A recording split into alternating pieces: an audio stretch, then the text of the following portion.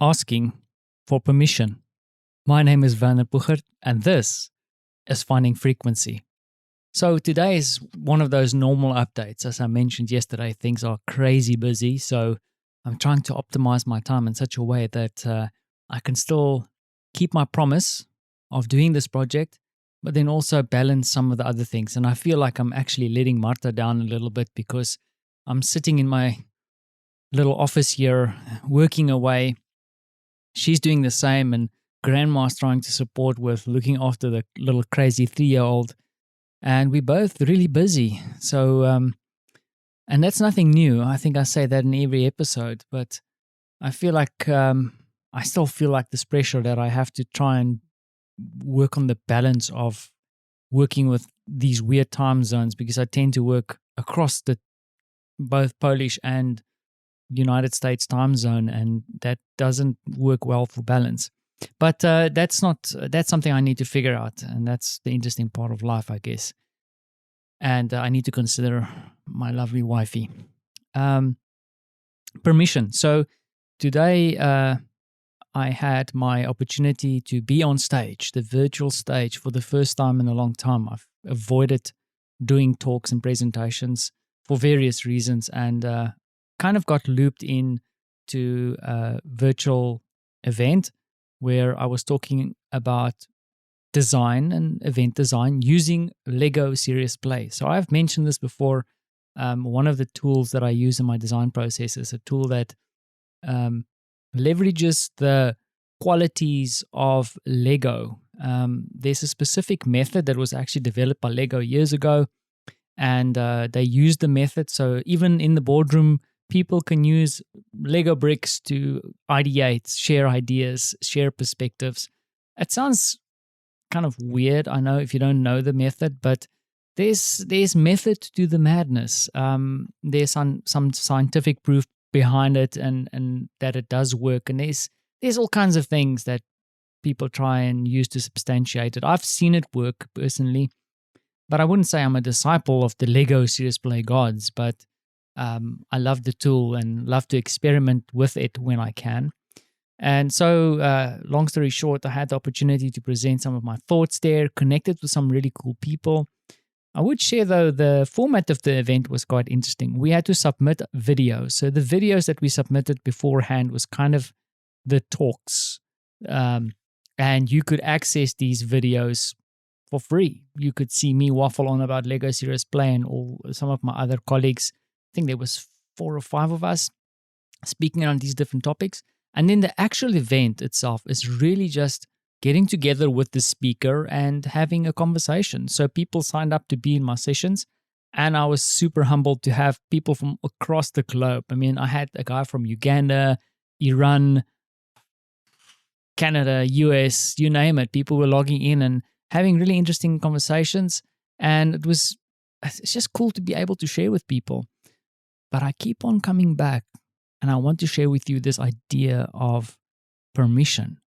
And one of the guys who presented today, he actually did the closing talk, and he worked with Lego in the final stages of developing or trying to do something with this method that Lego developed. And at some stage, Lego decided, and this guy who, I think his name is David Gauntlet or something like that, but he helped write the open source documentation. So what does that mean if you're not a technical person?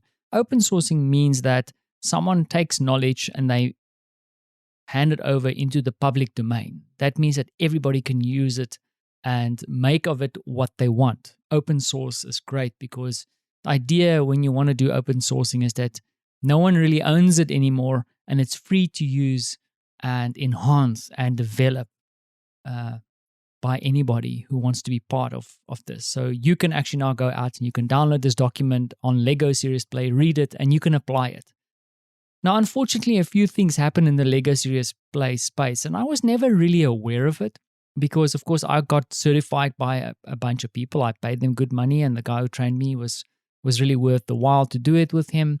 And then I kind of got this feeling that, okay, this is now the method and this is how you apply it, and I'm not allowed to do the certain things X, Y, and Z. And today the guy said something interesting, the guy who spoke at the end. He said, in a way, as a person who worked for Lego back in the day and giving everybody permission to take this thing that Lego developed, this methodology for ideation and growth, giving it into the public domain, they did this with a reason, because they knew that they couldn't really evolve it.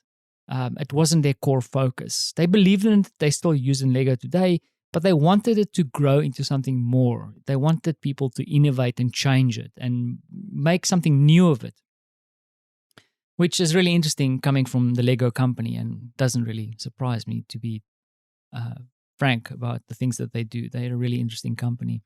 But that being said, there was a little bit of the disappointment in this guy's voice, because he said they released it into the public domain and no one, or there has been very little innovation around this method. Now, you might say, maybe the method's not that great, but I think something else became true around this method. First of all, perhaps there was a few people around it who saw it as the business opportunity and wanted to train people in the method. The only problem is they started telling the story where you have to do things a certain way according to them to apply this method. They did not really give you permission to do more. Then the other thing is that people assumed that this was true, that you could not do certain things because Lego or whoever wasn't giving you permission to do that. And that was never the intent. You had full permission, and you still have today, to do whatever you want with this method. It's sad that people haven't taken the action. And now I've told this long story about Lego Serious Play, but I do think it happens in our day-to-day lives as well, and it's such a limiting thing. Because in a way, I'm asking you permission every day to come and talk and whisper in your ear. And is everything I say right? Do I think I'm so full of wisdom that everything I spew is factual and clever? No, of course not. I'm just one guy in Poland talking to you, and you might disagree. So, however, if I had to wait for you to give me permission to talk to you, I would probably never have done this project in the first place. So, what I'm trying to say is that sometimes it makes sense not to wait for permission, but to rather take action. So, I see it every day in my work as well, because sometimes I get stuck in waiting for permission rather than acting proactively. And I found most of the time, not always, most of the time, when you work with real leaders, people who want to move the needle on projects, or even in your personal life, if you have a propensity to take action rather than waiting for someone to give you permission, most of the time, it turns out to be the right thing to do. So it was really good to hear that message, and a little bit sad that there's kind of this little bit of disappointment that we could have done more with this method over the last 10 years. But then it also motivated me to say, you know what? Maybe I don't need to wait for permission on a lot of things that I do, including Lego Serious Play. Now, as I end this, I want to give you permission to just go and relax and spend some time with your family and do the things you want to do. But then again, you don't have to wait for me to give you permission, right? Thanks for listening.